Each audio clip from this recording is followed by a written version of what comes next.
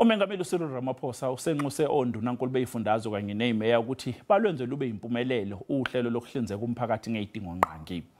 Loluhlelo lwethulwa ngomphumfu nyakenye kanti kuhloswe ngalo ukubhekana nezikhalo zomphakathi. URamaphosa ukusho lokhu ngenkathi singethe iPresident's Coordinating Council namhlanje.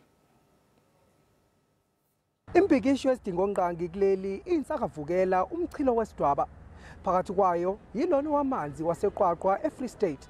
Inkohlakala kanye nokungaphathi ngendlela kwamasipala abaholwa yi-ANC kudla kabi. Kanti abantu balahlekelwa yithemba ngohulumeni. Kepha uMengameli uCyril Ramaphosa ukholwa ukuthi impendulo kulezi zinkinga uhlelo lwezentuthuko ogxile emazingeni esifunda. With the active participation of all of us, this is when the whole of government then addresses the challenges that our people face. And it is for us, therefore, important that the PCC, as now restructured, can focus on what needs to be done.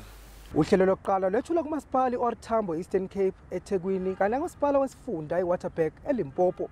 Kanti kunezihlelo zokulengeza.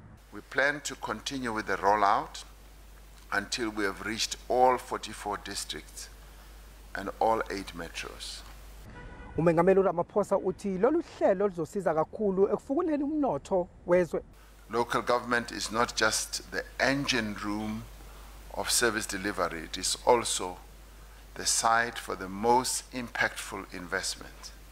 Njengoba nyakenye kube ngu-19% womasipala abathole imbiko engenagcobho yokusetshenziswa kwezimali, uMengameli ube nalesicelo. Let us ensure proper procurement processes are followed and that we work within the budget that has been approved. Njengoba sesemome ukhetho lohulumeni bezindawo kungenzeka lube isivivinyo eqenjini le-ANC. Ngimanga Mchunu wezindaba ze-SABC ePitoli.